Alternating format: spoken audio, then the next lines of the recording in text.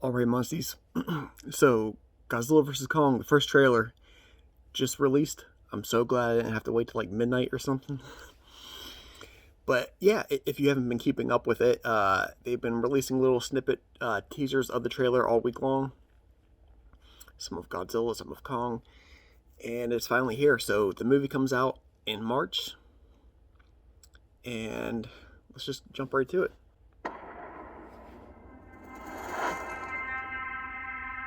This is our only chance.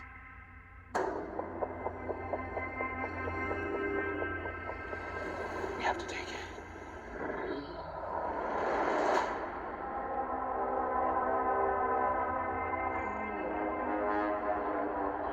Ooh. We need Kong.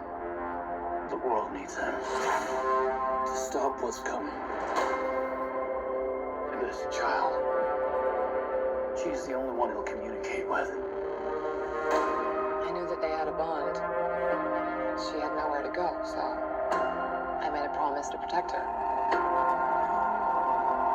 And I think that in some way, Kong did the same.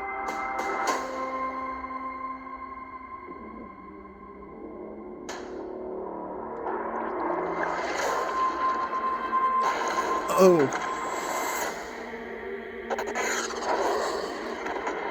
Oh. Yes. Kong's face was terrified. It's Godzilla. Yeah, it is.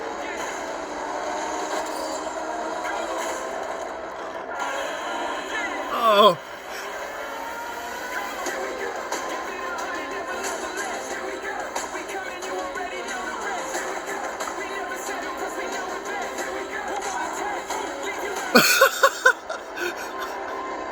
These are dangerous times. Godzilla's out there and he's hurting people and we don't know why. Yes, he's evil. Something provoking him that we're not seeing here. I'm of the same opinion. The myths are real. There was a war, The war bat. and they're the last ones standing. I keep reaching for greatness because I'm built from it. Who bows to who? Nobody gonna stop me. Here we go.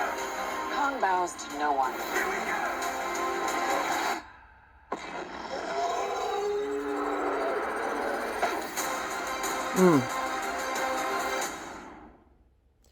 Incredible. Oh my goodness. Without a doubt, this is. Oh man. I remember how excited I was when the first trailer came out for the 2014 Godzilla. I was, it was delayed. The movie was delayed several years, and so when we finally got the 2014 movie, I was pumped.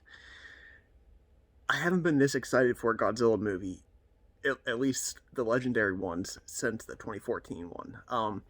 Like, I enjoyed Kong Skull Island, King of the Monsters was alright, but that excitement wasn't quite there for me. Like, I just experienced right there with the trailer. I don't know what got to me in this one here, but that was incredible. I had really lost a lot of interest after King of the Monsters. I liked Godzilla 2014. It set a serious tone. Kong Skull Island set a fun tone. And King of the Monsters, it just ended up being really goofy. And I lost a lot of interest. Like, I was still excited to see it because it's Godzilla and King Kong. But this actually not only just re-invoked all that excitement for me, but it is a new vibe, a new level of fun, and it looks like it's going to do the characters justice in so many ways. There were so many moments of this trailer that caught me off guard here.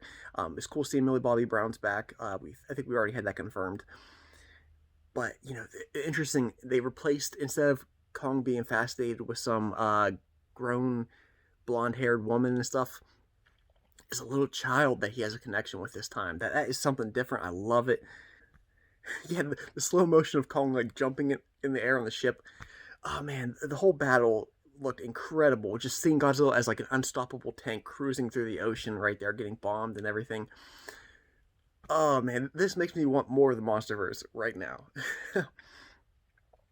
If you heard me during that trailer right there, that moment whenever uh, Kong sees Godzilla coming and his eyes like widen, he gets like frightened. Oh man, that was awesome. Okay, after rewatching the trailer, that is Mechagodzilla. They show him right there. Yeah, okay. So it looks like he explodes out of the mountain, top secret military base or something like that.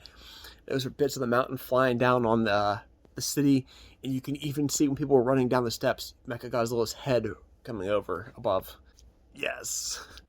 I saw people on the internet talking about the other day how Kong's axe is made out of a Godzilla dorsal plate, so it's able to control the heat ray from Godzilla.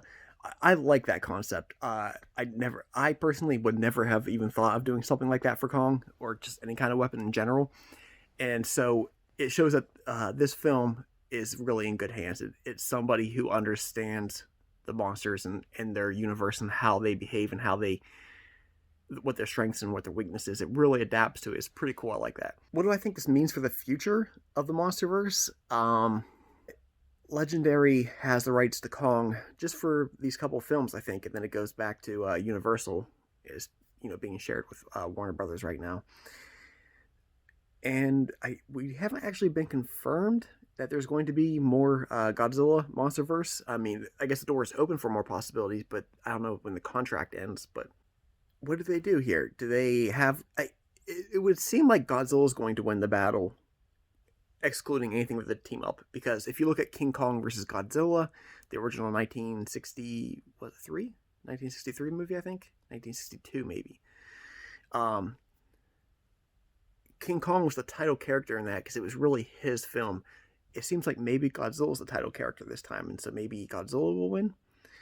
I don't know. Do you think the MonsterVerse could continue with King Kong as the main character if they did not bring Godzilla back, or do you think it would be doing better, obviously, with Godzilla returning without King Kong? Also, I am really skeptical about the future of the MonsterVerse because each one has declined in profit, and especially with coronavirus now, and that they're bumping this up to March, whenever movie theaters really aren't even open yet in a lot of places. Even if they are open, I don't know what the kind of crowd turnout is like. I know they're doing the HBO Max thing, but I'm starting to think that this is going to make a lot less money because of the circumstances. And with all these setbacks and delays that they've had, I'm not very hopeful that Legendary is going to renew any contracts because I don't know. Maybe I could be wrong.